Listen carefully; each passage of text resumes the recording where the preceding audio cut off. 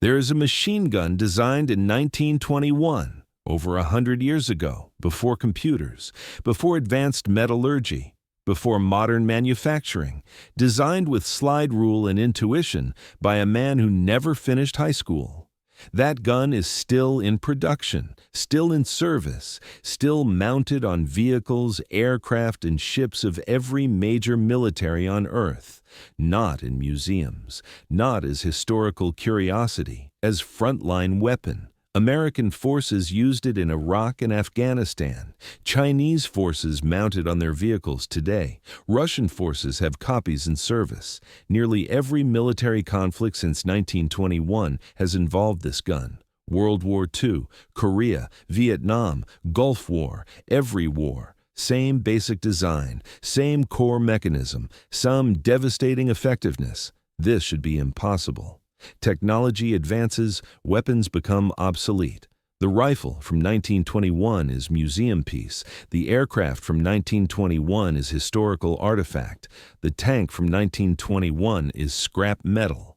But the Browning M250 caliber heavy machine gun, designed in 1921, remains irreplaceable. Attempts to replace it have failed. Modern designs cannot match its combination of reliability, power, and simplicity. The 100-year-old gun is still the best option, still the gold standard, still the weapon every army wants. Why? What makes this design timeless? What engineering decisions created a weapon that refuses to become obsolete? The answers reveal principles about mechanical design that transcend weapons, about building things that last, about the difference between complexity and effectiveness, about why sometimes the old way is still the best way not because of tradition, but because of engineering excellence. John Moses Browning designed the M2.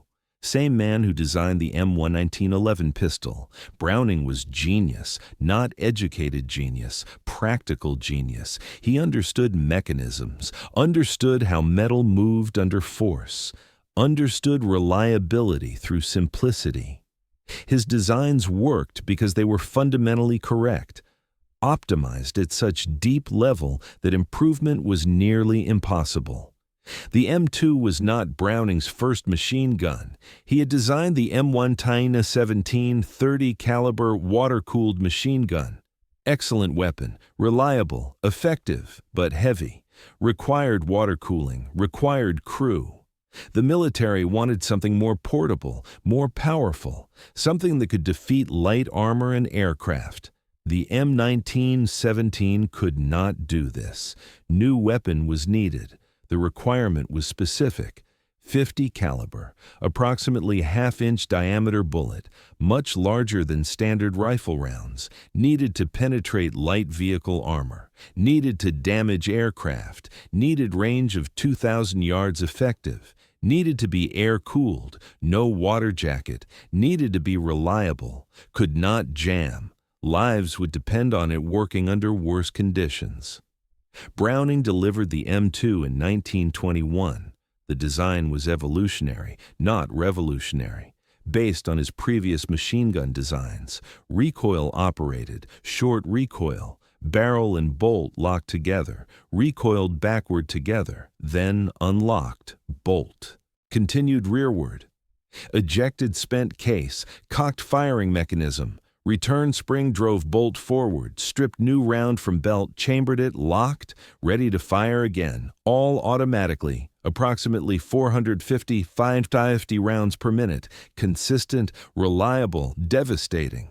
The cartridge was 50 BMG Browning machine gun, designed alongside the weapon, 5.5 inches long, bullet weight 700 grains, approximately 1.5 ounces of lead and copper, muzzle velocity 2,900 feet per second, muzzle energy 13,000 foot-pounds. For comparison, a 30 caliber rifle round has approximately 2,500 foot-pounds. The 50 BMG has 5 times the energy. That energy translates to penetration, range, lethality. The round was designed to destroy, not just damage. The gun itself weighed 84 pounds without ammunition, heavy, but not excessive for a crew-served weapon. 2 soldiers could carry it. 3 was more comfortable. The tripod added 44 pounds. Total system weight approximately 130 pounds. Portable by infantry. Could be vehicle mounted. Could be aircraft mounted. Versatile. The barrel was 45 inches long. Heavy profile. Air-cooled with perforated jacket. The barrel could overheat with sustained fire, but not quickly. Approximately 200 rounds could be fired before barrel became critically hot. Then you stopped. Let it cool.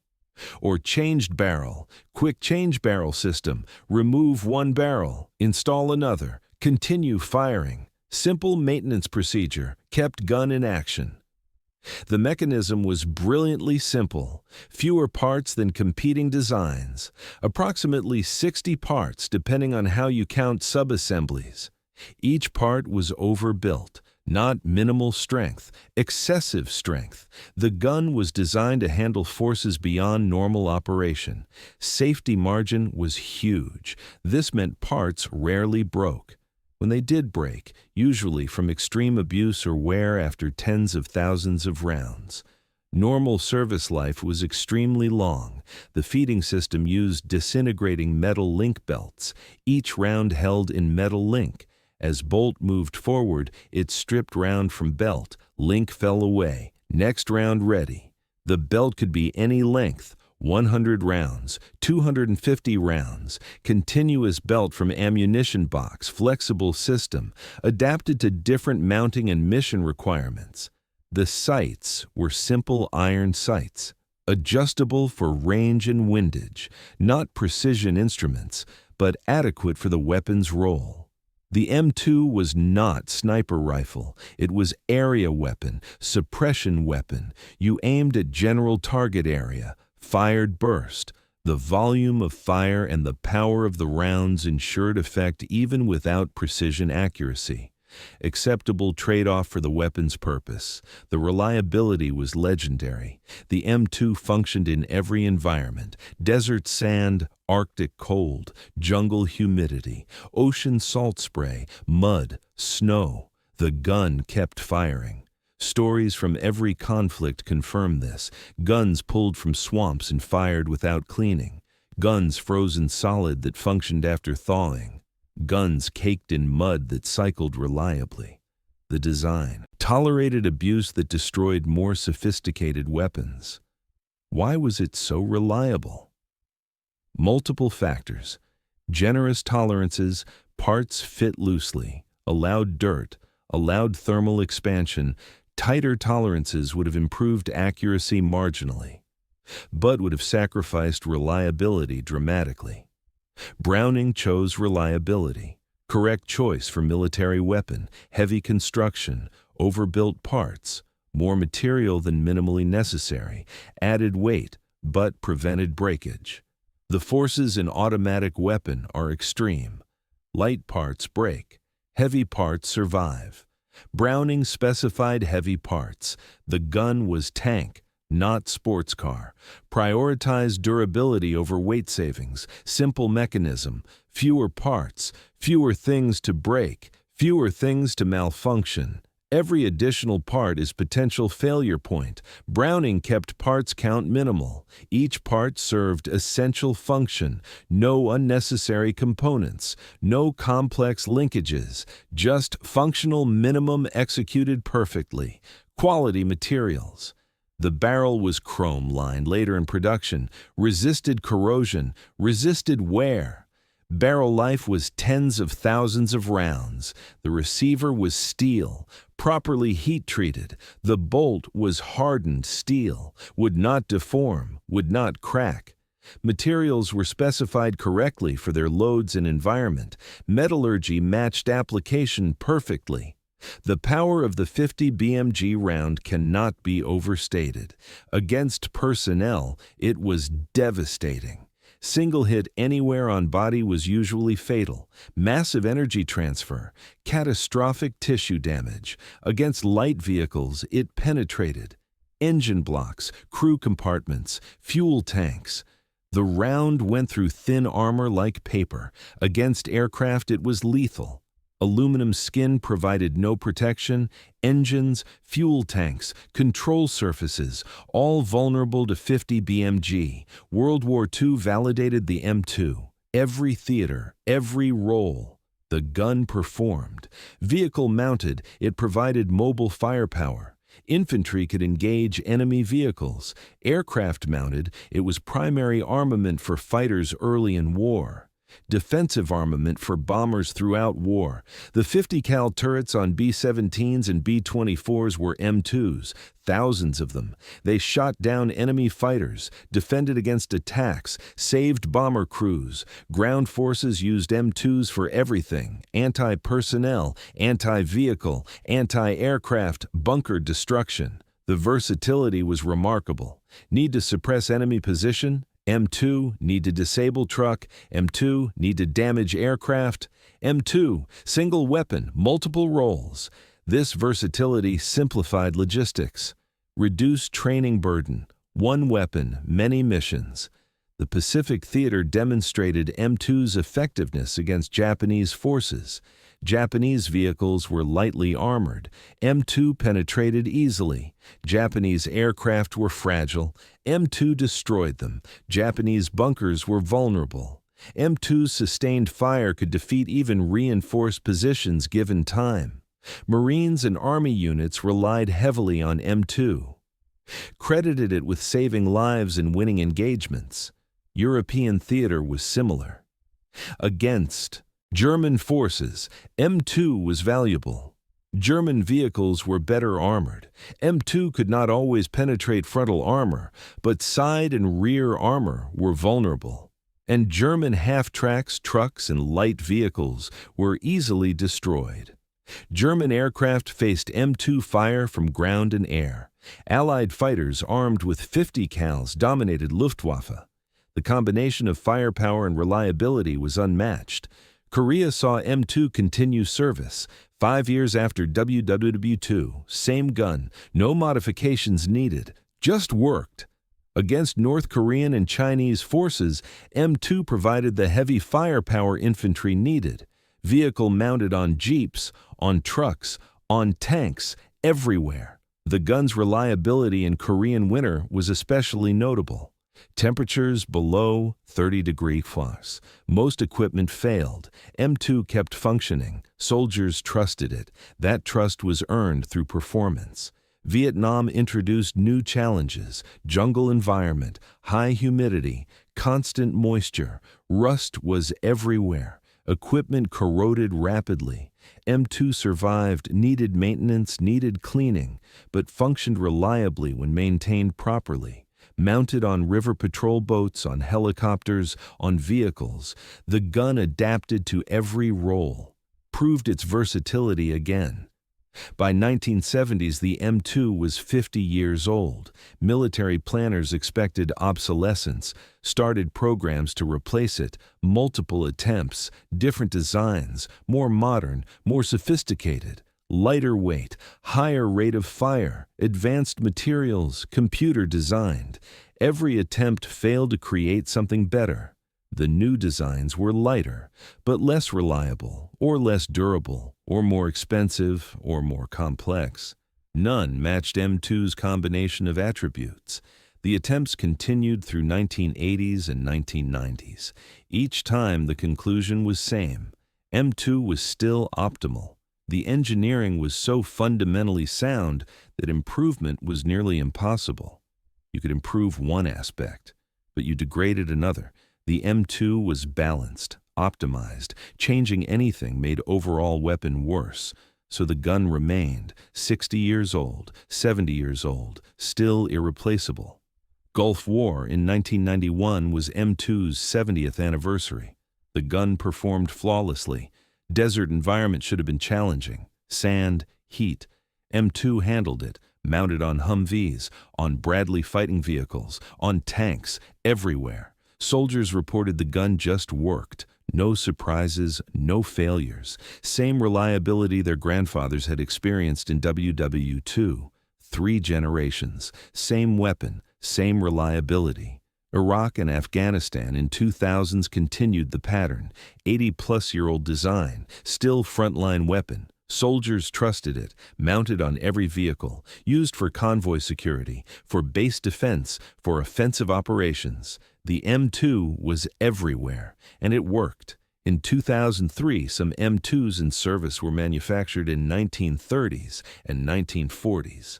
60, 70-year-old guns, still functioning, still reliable, still effective. That longevity is unprecedented.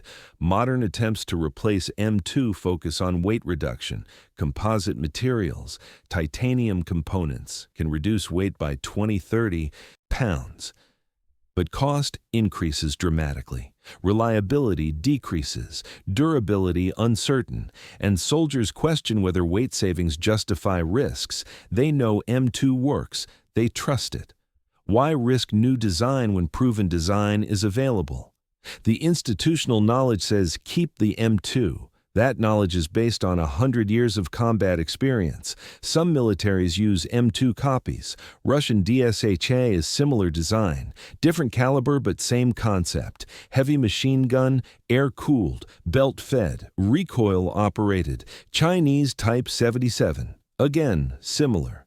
The concept Browning created has been copied worldwide, but the copies validate the original design.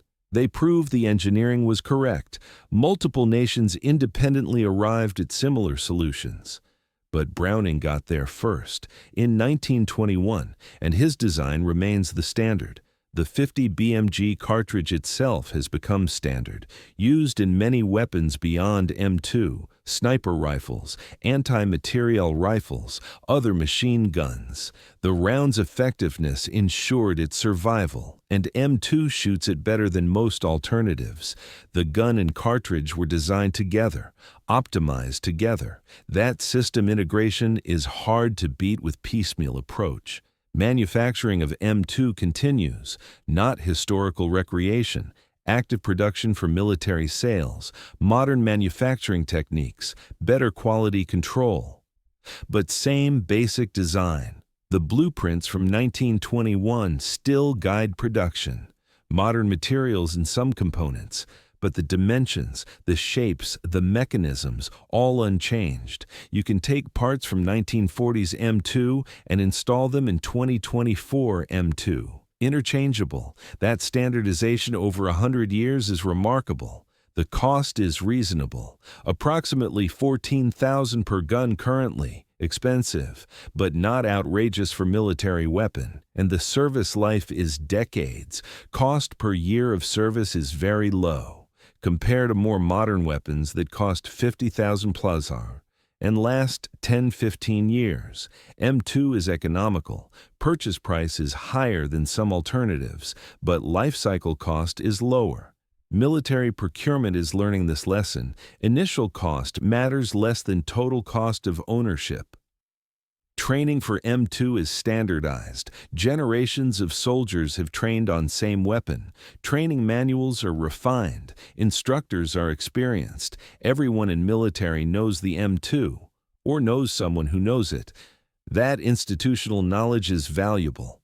New weapon requires new training, new manuals, new instructors, new logistics. M2 requires none of that. It is known quantity. That predictability has value. Ammunition supply is global. Every military manufactures .50 BMG. Commercial manufacturers produce it. Supply is unlimited. New weapon with new cartridge requires new supply chain, new manufacturing, years to establish. M2 has 100 years of established supply. That is insurmountable advantage. Logistics wins wars. M2 has logistics advantage no new design can match quickly. The maintainability is simple. Field stripping is straightforward. Remove barrel, remove bolt, remove feed mechanism, clean, lubricate, reassemble. Soldiers can perform this with minimal training. More complex weapons require armor-level maintenance, specialized tools, specialized training. M2 requires basic mechanical aptitude and simple tools. That simplicity keeps it functioning in field conditions where sophisticated weapons fail. The weaknesses of M2 are known and accepted. It is heavy, 84 pounds plus mount plus ammunition. That weight limits portability. But for vehicle mount, weight is irrelevant. For dismounted infantry, it is burden, but the firepower justifies the weight. Soldiers accept the trade-off. Rate of fire is moderate, 450 rounds per minute, slower than some modern designs, but faster is not always better. Higher rate of fire means higher ammunition consumption, means barrels overheat faster, means more complexity in feed mechanism. M2's rate is fast enough for effectiveness, slow enough for control and barrel life. Another balanced design choice. Range is good but not exceptional. Effective range approximately 1,800 meters against point targets, approximately 2,000 meters for area targets. Modern weapons can reach further, but M2's range is adequate for most missions, and practical engagement ranges are often shorter. Maximum range on paper matters less than practical employment. M2's practical range is sufficient. Accuracy is acceptable, not precision weapon. 3-4 MOA typically. Minute of angle, approximately 3 to 4 inch group at 100 yards. For machine gun, this is adequate. Precision is not the requirement. Volume of fire and power of rounds ensure effectiveness even without rifle-level accuracy. These weaknesses have not driven replacement. They are accepted. Trade-offs for other strengths. No weapon is perfect. M2's combination of attributes is still optimal for its role. That is why it endures. Not because of tradition, not because of bureaucratic inertia, because it is still the best option available. The upgrades M2 has received are minor: better mounting systems, quick change barrel improvements, improved flash suppressor, soft recoil kit to reduce recoil force. These are accessories. The core gun is unchanged. That is validation. If the gun needed major improvements, they would have been made. The fact that only minor accessories have been added proves the base design was correct from beginning. Some users add optics, red dot sights, thermal sights. These improve targeting. But gun itself does not need modification to accept them. Standard mounting interfaces work. The gun is platform. Accessories change. Gun remains constant. The future of M2 is unclear only in timeline. Will it serve another 20 years? Probably. Another 50? Possibly. Eventually, directed energy weapons or other revolutionary technology will replace it. But conventional firearms, M2 will remain competitive. The engineering is that sound. The design is that good. Browning died in 1926, 5 years after designing M2. He never saw it serve in World War II, never saw it become defining weapon of century. But his engineering ensured its success. He created something so fundamentally correct that it could not be improved meaningfully. That is genius. Not just creating something good, creating something optimal, something that resists improvement because it is already so close to theoretical ideal.